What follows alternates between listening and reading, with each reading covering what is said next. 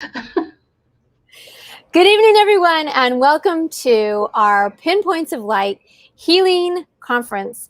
This conference is dedicated to bring awareness to childhood abuse as well as sexual abuse, which is a focus on the month of April. And we are happy that you guys are popping up here live. Please share with us where you are from, and please, throughout the evening, with this conference being here with Dr. Elizabeth Clamon, we would love for you to put down any questions that you might have or anything of that nature, because what she's going to share with us tonight is going to bring, I think, the power of healing of the spirit, maybe a connection to God or whatever you believe in, maybe the universe, but I think you will be moved this evening.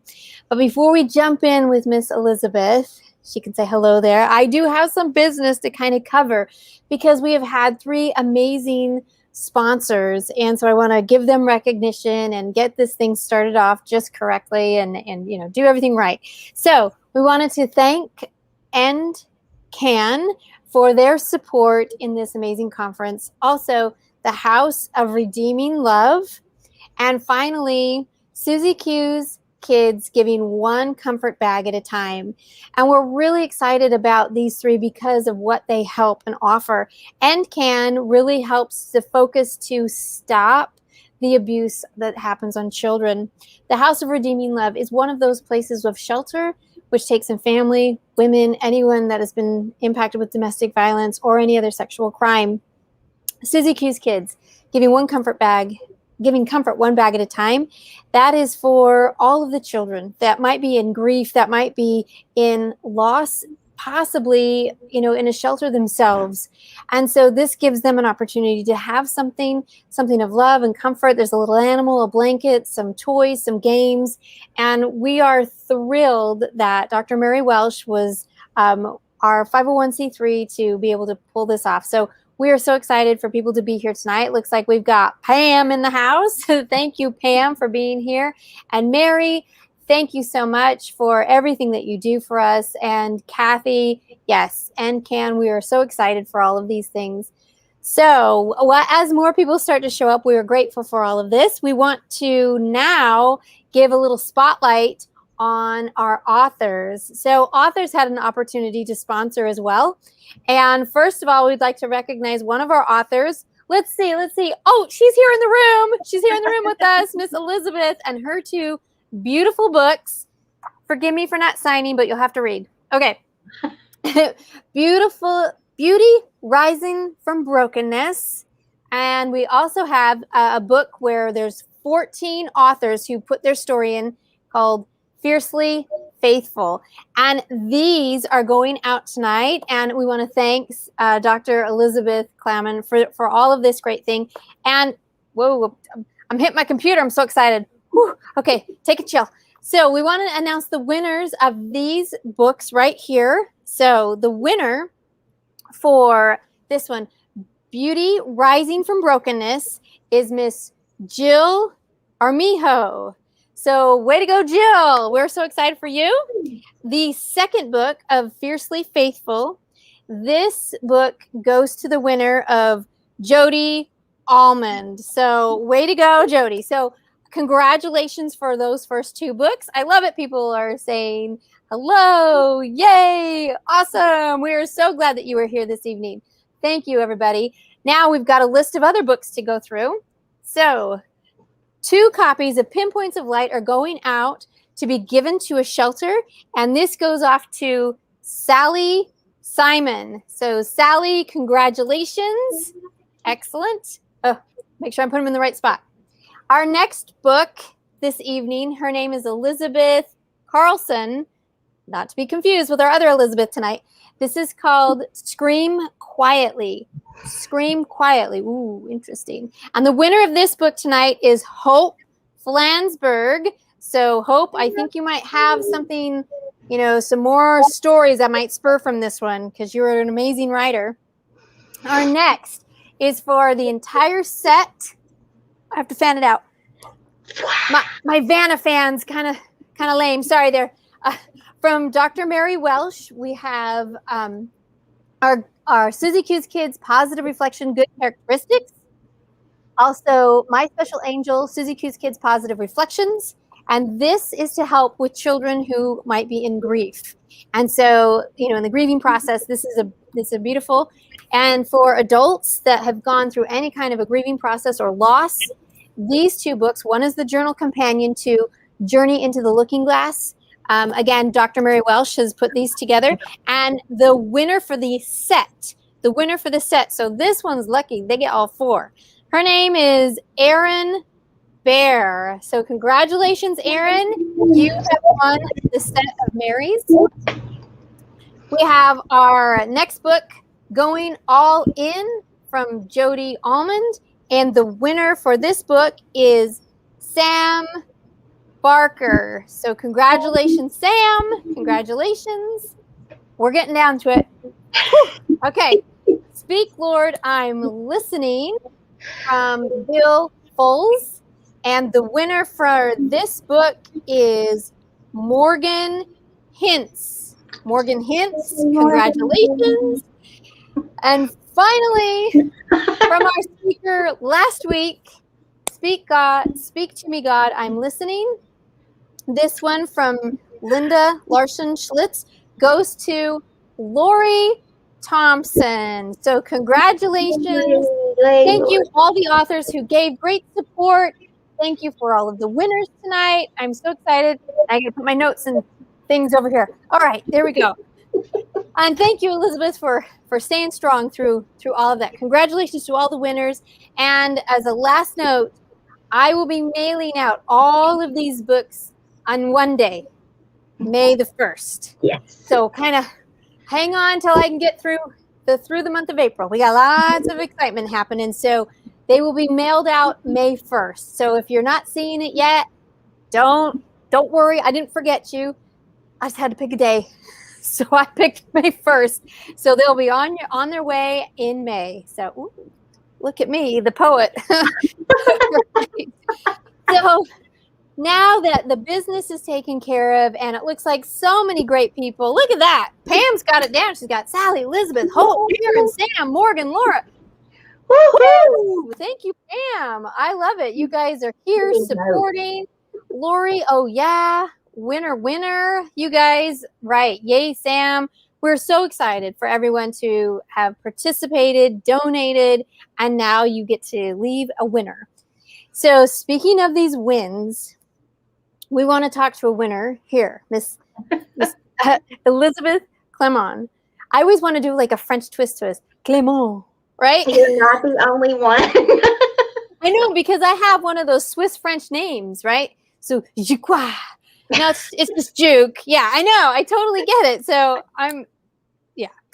Anyway, Elizabeth, share with us a little bit about yourself this evening, and then let's just plunge on in, because this is a conference about healing, about recognizing pain and brokenness. And as you can see running down on the ticker down there, we have something really to discover this evening. So Elizabeth, share with us a little bit about who you are. I just have to say one thing about that name thing, is that Clamon is also a Texas name. I married a Texan. So I don't know why Texans have this fascination with French names. And I never heard it pronounced with a French twist until we moved up north to Massachusetts. They all wanted to put a French twist on it. But it's just clam on. I tell people it's like clap on, clap off. It's clam on. There you go. Remember that. You can find me anywhere. That's right. You can. It was a package deal. It came with my husband. So, and I've had it for 36 years, so it's kind of grown on me. Wonderful. Right. So you'll notice one of the first things about me is that I like to make a lot of jokes. And I like to make a lot of jokes because it just brings a little light to a very difficult topic. And so when I speak, I like to have people laughing. And sometimes they cry, but then I get them right back laughing again. So I am, let's see. I am an author and a speaker and a whole bunch of things, a story crafter. And I think that's probably my favorite thing to be, is a story crafter. And that's because stories are so healing. You know, when we read scripture, we read stories. God communicated to us in stories. And even Jesus told stories in the form of parables. And so stories are what heals. So I think that's my favorite. And I think it's also my favorite because that's how my grandmother used to tell me stories. I never remember her reading a book, just telling stories. And stories leave your imagination to take you wherever you want to go. And I think for a child of abuse and of a dysfunctional family, that imagination is what got me through, because I could think my way other places, places that my grandmother had told me about that were so fun.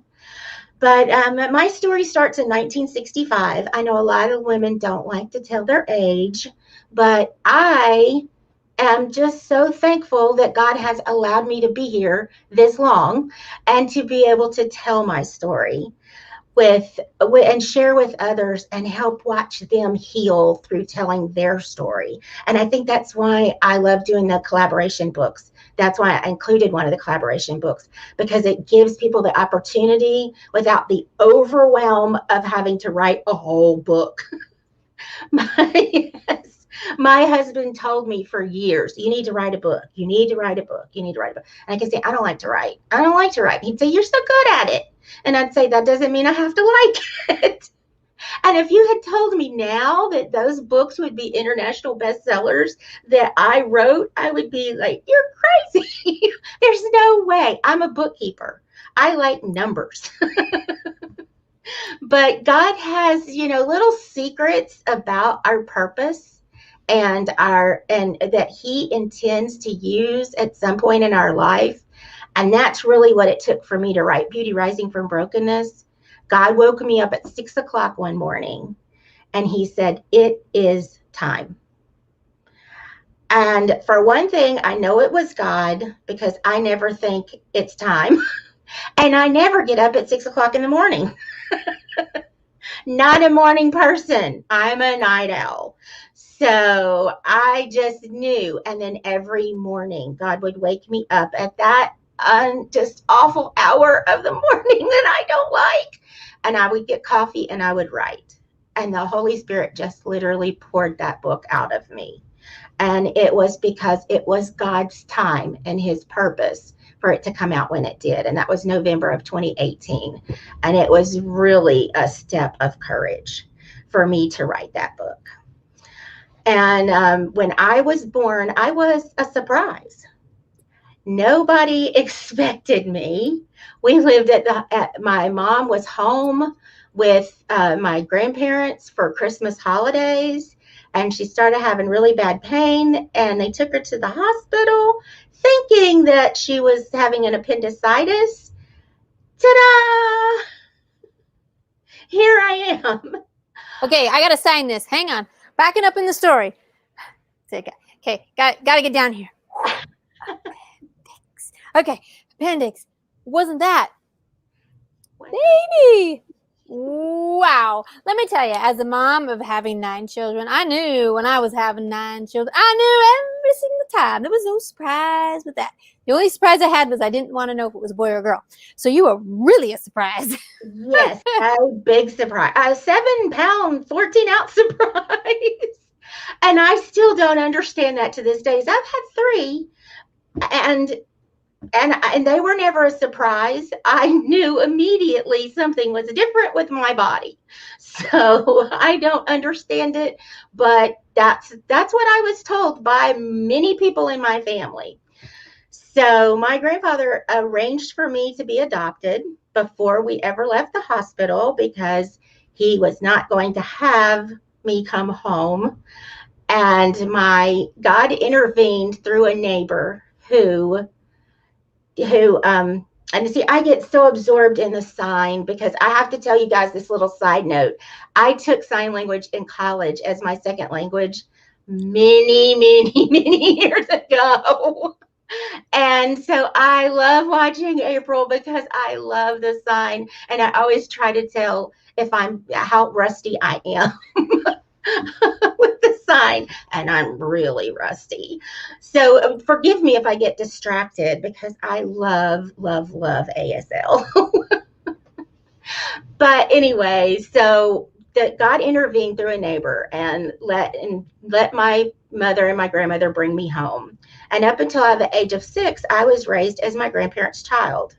So a lot of people are very surprised when I tell them I didn't know. I called my mother my sister until I was 6. And at that point, my grandfather had a sudden heart attack and passed away. My grandmother, back in those days, they wouldn't let women adopt babies, when they were single. So my mother, my biological mother, eloped and came home and took me away from the home and across the state. And so that was when my life changed. I loved being with my grandmother. I loved being on the farm. My grandmother took me to church. She prayed with me. She read me the Bible. And I guess that's the one exception to books. She did read me the Bible, but she told me wonderful stories too. But when I moved into the house of my mom and my stepdad, my life was nothing but chaos after that. And it was just, it was really difficult. And you'll forgive me, I've told this story from many stages, and I can tell this story through without any tears, but I've been sick. So I am here not feeling my best, and my face is red. And so if I tear up a little, that's why. I'm okay. I'm healed. God has healed me. But when you don't feel well, everything makes you emotional if you're a girl. That is perfectly fine. And, sometimes when the tears come, I just hope that we've got tissue. I'm looking around. I'm in trouble. I see a towel over there. I would love to offer you some. My sweet husband brought me these. So if the tears come, it's okay. Well, thank you so much for being so willing to come. I know many are praying for you this evening, so the words will just come. And I love what Mary says. We're all real. You are a beautiful soul. So there's your boost. There's your boost for this evening. And I have droves of people praying. So I'm sitting up in a chair, which I haven't been. So that's amazing. That's the power of prayer right there. And, God gave us these tears to heal. He intended for us to be able. Even Jesus cried. And if Jesus, who was God, cried, then it's okay for us to cry.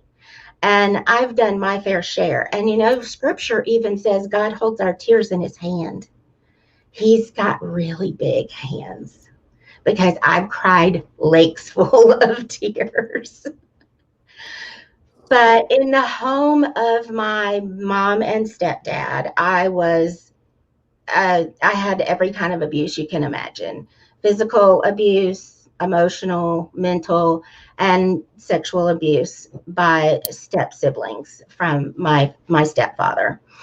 And I never said anything. I never told anyone. And I know so many people who suffer through especially childhood abuse. They don't ever tell.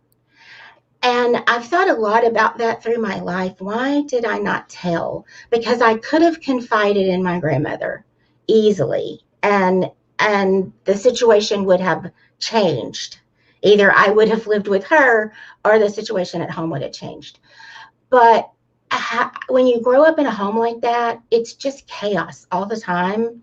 And I think you stay quiet sometimes just so there's not more chaos, especially if you're the peacekeeper in the family and you just try to make everybody else okay.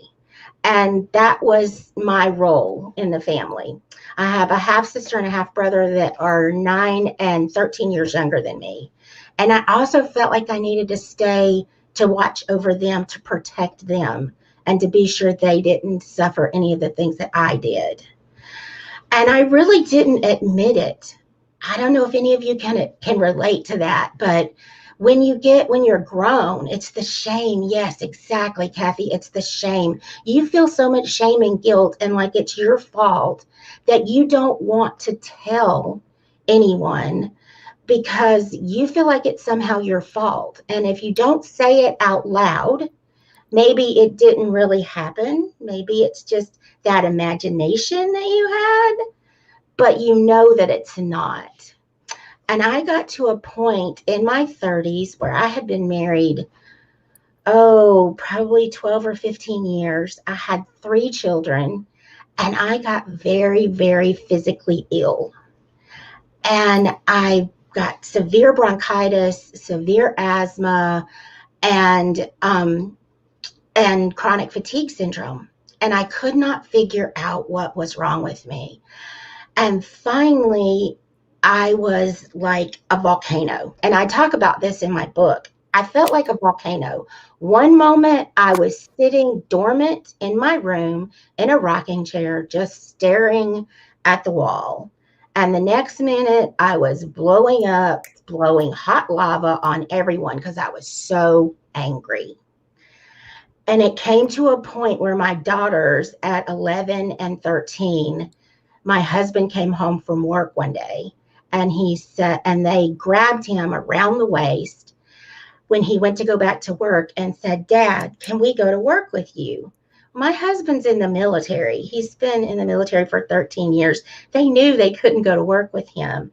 And he said, of course you can't go to work with me. And they said, we don't want to stay here with her. My heart was broken, just broken, because I did not want to be that kind of mother. That's all in the world I ever wanted to be, was a good mother and a good grandmother. And just to be like my grandmother was what I wanted to be. And it broke my heart. And I thought, this has to change. So I made an appointment with my doctor and I went in and talked to her. And I finally told someone some of what I had been through, not everything. That sexual abuse I held back. I didn't tell. And she said, okay, we're going to put you in touch with a counselor and we're going to put you on some medication to help, because this has not been a short-term thing. You probably have some chemical imbalances in your brain. And we're going to put you in touch with a counselor, and then we're going to follow you every month. So she gave me a list of 10 counselors. And I went down the list and called everyone and interviewed them, each and every one of them, asking them questions about, are you a Christian? Are you born again? How do you feel about mind, body, spirit connection, and how all of that works together? Because I really felt like that physical abuse, that sexual abuse, that abuse that I was hiding. And what I liken it to is a beach ball that you're trying to hold under the water. And you do really, really well holding it and keeping it submerged because you're hiding it. And it gets buoyant and then it starts to bounce up. And you push it back down and it starts to bounce up. And then at some point, you can't hold it down anymore. And all of that mess that you've been hiding is there for the world to see. And that was me. I was coming unraveled at the edges, and all of my mess was was right there. So I got to the 5th counselor, and I found the one that answered all my questions right. She answered all my questions to satisfy me. And I said, okay, I'll come in and see you. So I went and had my first appointment with her. And I am so, so thankful that I got into counseling. And if you have been through any kind of a severe abuse like that, seek counseling. Don't be embarrassed. Don't be ashamed. It will help. But you have to find the right counselor. You have to find the right person that is right for you. And she knew immediately everything that I had been through. She could read it. And she said to me, you've been sexually abused too, haven't you? And I had to say it out loud for the first time. Wow, just like what Kathy says here, it is so incredibly hard. You feel like almost another entity is saying, no, no, don't, no, no, no. And guilt, shame, it's like this whole thing. I love your description of the beach ball because you will do all effort to make sure that is submerged. And when it pops and it's just buoyant, right, everyone sees it. Right. And Exactly. it's so hard to finally say that. But wow. Yes. Yes, it is. And you are so right, Sandra. It is so hard to find a good match. And it is essential to find a counselor that's a good match. And I can say now, and I write about Kathy in my book, she has now become one of my dear friends. And if I'm feeling a little down, I kind of just send her a text and say, "Hey, I'm feeling a little down, and what's going on?" And when I get back to Michigan to visit my kids, I always try to stop in and see her, or we try to meet and have lunch or something, because there just was a bond there, and there still has been. And actually, you'll find in Fiercely Faithful that she wrote our summary chapter. So she, from a counselor's standpoint, summarized our stories of what we had been through and how we dealt with it and how God used it and how God used it and what scripture says about it. And it was just a beautiful, beautiful ending to those stories that were sometimes so difficult. And so many authors in there are first-time authors. And I was so proud to be able to bring their story forward. And that's why I'm a story crafting coach now, because I know the power of story to heal. Beauty Rising from Brokenness was the final journey in my healing. That was the final piece that I needed to heal. And God knew, and He knew when it was time for me to tell that story. And I go through and I tell the story in detail, which I'm not going to do tonight. I don't have that many tissues. So, but that book is a combination of my doctorate degree and my experience. So it's a memoir along with a natural healing guide. And I tell you about what I did to heal, because by training, I am a naturopath. So I have a doctorate in naturopathic medicine. I don't practice except for in storytelling. And we use storytelling to help heal. And so that's what I do. Yes, yes. I can't tell you. And when I work with clients, I tell them, even if you just journal for yourself, you never share it with anybody else. You don't have to put it in a book and send it into the world. That's what I felt I needed to do and what God was calling me to do. But writing their story down and putting those words on paper gets all of that out of you and onto paper where we can examine it. You can look at it and you can see what is it triggering in my life now. I talk about something called adverse childhood experiences, which is ACEs. And it's actually a little, it's a, why am I drawing a blank? Like an assessment, an evaluation, right? Yes, that you can go through, and then it will tell you the different things that those traumas can trigger later in life. Things we don't ever think about, like autoimmune illnesses, heart disease, obesity, so many things that are causing us to medicate in our real life now, that we're trying to help that pain from earlier. So I talk about how I went through a dietary change. I went through a healing as far as physical healing, going to chiropractors and being a naturopath. I sought all natural medications, supplements, things like that, and talk therapy, which I went through with my counselor. And she read me right away, and she was like, "Oh, you need to read books. So she would assign me a book and I would have to read my book and report back. But it wasn't like my school reports. I just had to talk about the chapters that I read. Amazing books like Boundaries by Dr. Cloud. It is a great book that teaches you that it's okay to set boundaries. It's okay to say this behavior is not okay. And I had to do that with my family. I had to step up and say, this is not okay. And you're talking about your mom and your stepdad and your step siblings, right? Yes. That's the boundary that you're discussing. Okay. Right. Exactly. Making sure I'm signing it right. Yes. No, not my husband and my children. They're awesome. But the reason that I came to that point was that they were beginning to treat my children the same way that they had treated me, emotionally, mentally, not the physical and sexual abuse. But that was where I drew the line. And as moms, I think any of you that are out there that are moms, you are so overprotective of your little children. At least I was.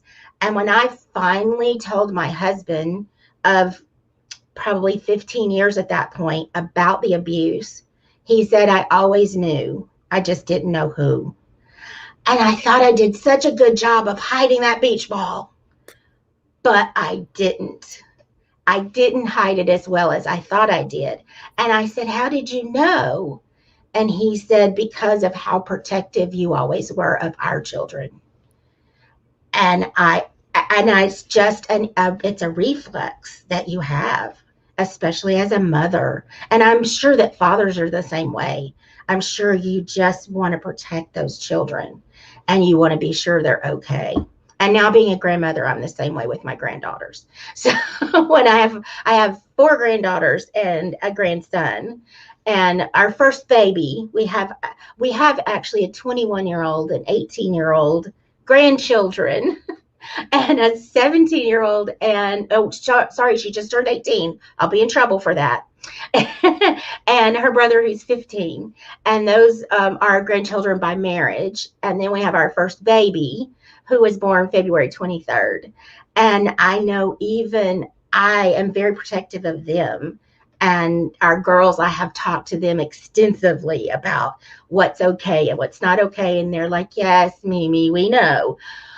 But I'm like, it's okay. Mimi just has to tell you because Mimi needs to know that because you just get that protective streak. But because of me coming out, yes, Sandra, we all do. I think, we learn so much and we are so protective from the things that we've been through. And so as I go through the book, I talk about my mother and my stepfather would not accept me bringing the skeletons out of the closet and telling everything. And they decided that they couldn't be in my life anymore because I was telling these tales and they were not true. And so I have not had any contact with my family for 20 years now, nor has my children. And that is very sad. That makes me very sad. And I pray for them every day. But, God has to change their heart. And I can't change who I am and what God has called me to do. And this is what God has called me to do. God actually called me at a women's conference in 2002 and said, I need you to speak and to empower and encourage women to step up and step out and be who they are. I was not being who I was. I was still hiding a lot of who I was and who I wanted to be and who I knew I was called to be. But once I did step up and step out and do that, it made all the difference. And it is, Lori, it is the hardest thing you will ever, ever do. At least it has been for me. I would have 20 more children by natural childbirth before I would stand up and do that again. And there are many situations where people can still be in relationship with the person that hurt them or abused them. And that is wonderful if you can do that. But for me, it just didn't work out. And I'm still praying that it will. But that is in God's hands and not in mine. But I also have to tell you a little secret about the book. At the very end, I kind of leave you hanging. I don't tell you the rest of the story. And that next book was supposed to come out in 2019. However, 2019, I had 4 surgeries, a car accident, and a concussion. So it didn't come out. So it's written. I promise it will be out this year. But, then 2020 hit and we all had to readjust. So I kind of leave you at the end not knowing what happens next, because the next twist in my life was one I didn't expect. And when I speak, I call it curveballs. Life is always throwing us curveballs. Just like tonight, I've been sick for the last week, but I was determined that April asked me to be here and I was going to be here and I wasn't going to be stopped. So I took some Advil and got a shower and here I am.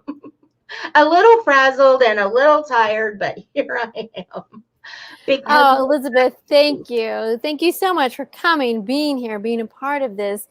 And, standing up and saying, I love it. Lori says, what a year. It is a lot.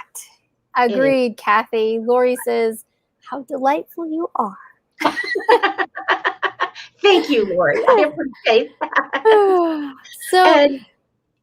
Go ahead. No, go ahead. I'm just at the end of the book, you're going to be a little taken back, but the next version's coming out. My readers are yelling at me because they don't like being left hanging. And what happens next in my life will be quite a surprise to you. It was quite a surprise to me and not a good surprise. The devil's been trying to stop me from getting this message out very, very hard. And he keeps trying, and I just keep praying and heading on. And somehow God gives me the strength. Yes, I think when we have the strength from a higher power, from God, from that ideal, we humble ourselves, let go of our control, and watch where the guide will lead us. Yes. You were ready for 2019, and I can tell you exactly why it didn't come out in 2019. It wasn't ready for whoever needs to read that. We don't know who that is, but whoever is going to have that impact with them, this is the year for that. They probably weren't ready, and now they are ready. But isn't it interesting how when we trust, no matter the events that happen in our lives, the car crashes, the illnesses, the whatever, when we keep holding on and we don't say, oh, well, maybe I shouldn't have written that book because I got in a car crash. No. That's just delaying it a little bit for the right timing.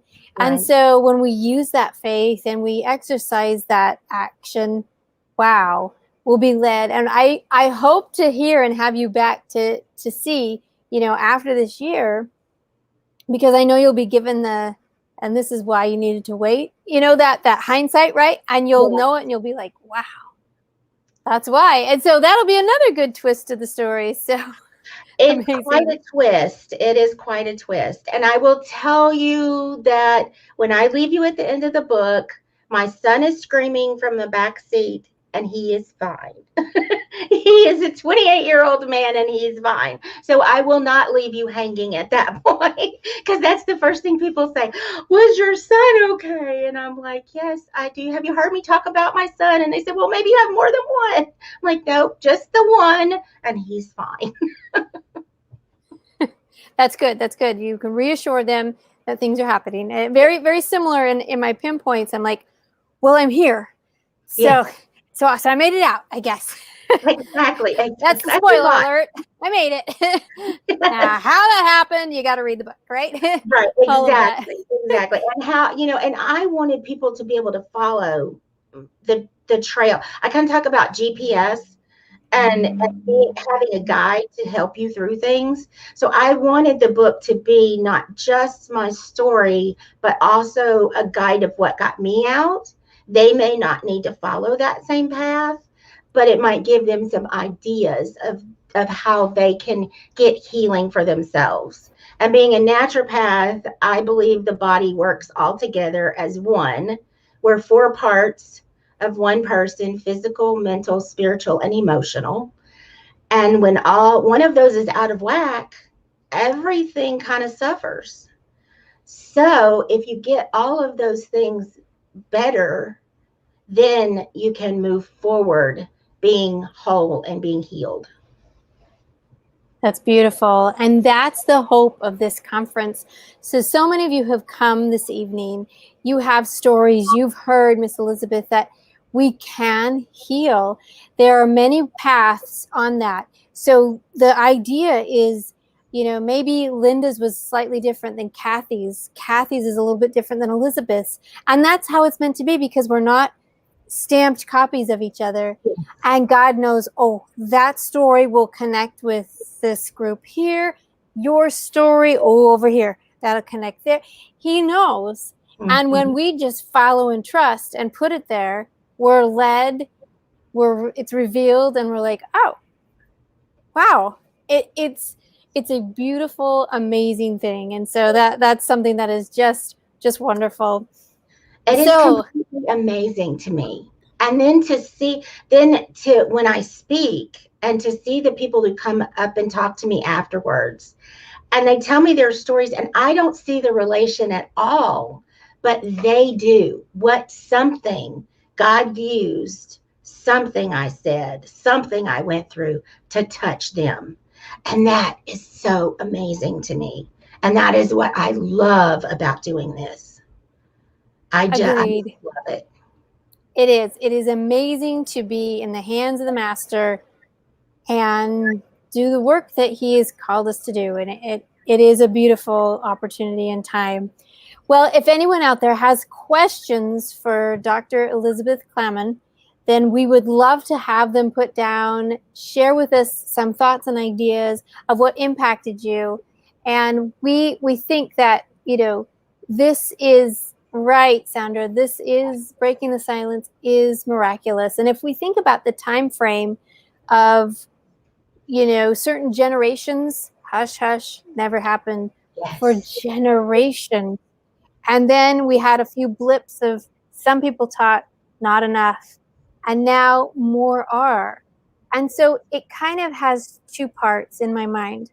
My first part says, I'm thankful that the awareness is getting there more. But the next part is, why? And the damage, the generational challenges, I really feel this war that's on the family is huge. Yes. And the war that rages on men is heartbreaking. As you raise sons, you look at that and you think you should be a protector and a lover of your family, not a hunter of the family or somebody that would hurt. And I'm not saying that it's only men, but the majority it happens to.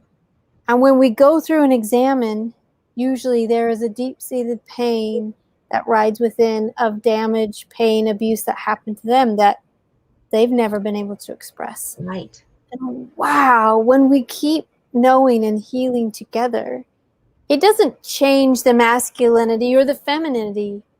It allows love to enter in. Yes. And that's the key. So if you feel things aren't filled with love, that's a pretty good prompt. Like, something's going off on there, something, in your gut. I always say, God gave you your guts, use them, Yes. He gave you those. So, if something feels off, you're right. What it is, we may never know, but something might be off. And when it comes to children, boys, girls, it doesn't matter. It's not it's not a boy issue or a girl issue. It is together as the family. Yes. And I'm so proud of you for praying for your first, your first family, because who knows what can happen in the future? God knows. Right. And Exactly. your heart is open to say, when it's right, it'll be there. And that's the beauty of it. And it allows you to be free. It allows you to be forgiving, and wow, as opposed to held down with all of that as well. So the healing is happening in so many different aspects of it. And I just think it is amazing. Lori has something here to say. Silence of this abuse in men breaks their wives too. The brokenness is held tight to themselves. Their wife knows something isn't right, and many times she internalizes it because of her own brokenness. Yes. So now we have broken people who are breaking people without realizing it because they're in such pain and suffering. Right. It's such a challenge. But Kathy says, abuse survives and thrives in silence. Silence propels the hurt. Breaking the silence propels the healing and awareness. And that is specifically why I asked Elizabeth to come here and share her story. I've seen clips and videos of her story being shared, and the impact that touched me, I thought, well, that's like Elizabeth Clamon. Can I really reach out to her? So I just did. And she answered me back, and I was like, ah. And my husband was like, what? Who's on the phone? You're doing this. I'm like, just a minute. So sometimes I get you just never know. And so it was like, just ask her. And I'm like, okay. So I drew up my courage and asked, and she's like, yes. And I was like, oh, I was waiting for it. I'm so busy. There's things we got, I can book you in a year out or something. And nope, here she is. And so thank you. Why were you afraid? And she said, because you're famous. I'm like, I'm not famous. And people do that to me all the time. They're like, oh, you're famous. And I'm like, is Brad Pitt behind me? Somebody sneak you in that I didn't know about. I am far from famous. I am just a silly little girl from a soybean farm in Louisiana. And that's all I ever want to be. I don't ever need anyone to ever be afraid to reach out to me. God has given me great, great opportunities and amazing ways to share his miraculous healing and his story. It's his story. It's not my story. It's his story. He was right there with me.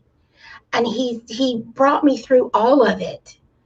And as you read the next book, you'll see what more he's brought me through. And it's amazing. And it's only because I can turn around and give him the glory, because he gets the glory. He gets it because Jesus came and died for us. And we get to turn around and tell other people about how wonderful he is and how amazing it is when you're healed and you're free. And that's all I ever want to be. I don't ever want to be famous. I want God to be famous. Yes, and that's so celebrating it is wonderful. God is ever faithful. Yes, it is so true. And that's why we call the last book Fiercely Faithful, because it's stories of how God was fiercely faithful to these 14 authors and the things that they went through. Warning, there are some rough stories in there. Know that there's a good ending and God is faithful. But sometimes it's hard. They're hard to read, especially if you've suffered abuse yourself. But they need to be told. And how healing it is for all of us when we finally tell our story and we're free. That's right. And in that freedom, we can reach out, serve others. We can be that beacon of light. We can touch. We can be that pinpoint of hope that as someone draws closer, they see the beam in the beacon, and they arrive and they know that the healing is really happening. Right. And that's the beauty of the journey, for sure. Exactly. And it's the beauty of sharing the journey once you've been through it. Because God allowed us to go through everything we've been through so that we can be that beacon of light for someone else. Right. You can't shine on your own beacon, because that blinds you. Ah. I want to be like, oh, I'm famous. Look at me. No, look at God. Look at what He did. I'm just the vessel. Right. Well, this has been a beautiful evening. And Elizabeth, I won't keep you too much longer. We don't want to have you fall out of that chair. You've been beautiful, wonderful, and such a gift for us this evening. So remember through our healing that you do have to reach beyond yourself. Forgiveness is a part of it. And when you discover how you find that hope for the healing, the freedom comes. Yes. And that's what we desire for all. So please start your journeys. Reach out. Elizabeth is very reachable. I am living evidence. Reach out, share. Those that have won the books tonight, all of them, come, read, go through them all, because they are here for all of you. Yes. We want to thank everybody. Thank again all of our sponsors for being here this evening, for And Can, House of Redeeming Love, and Susie Q's Kids, giving kids comfort one bag at a time. So thank you, everybody. It's been beautiful. And we will drop the winners down. And again, your book, May the 1st, will be going out. And those that have had a paid ticket, we have the summary statements from all of our speakers. And those that have that paid ticket, you will be getting that automatically. Again, that will be emailed out to you by May 1st as well, just because life is happening for this mom of 9. Woohoo! So May the 1st. May the 1st be with you always. There we go. Perfect. So never fear. Thank you, everybody. And it's been a wonderful evening. We'll see you. Bye-bye. Thank you. Bye-bye.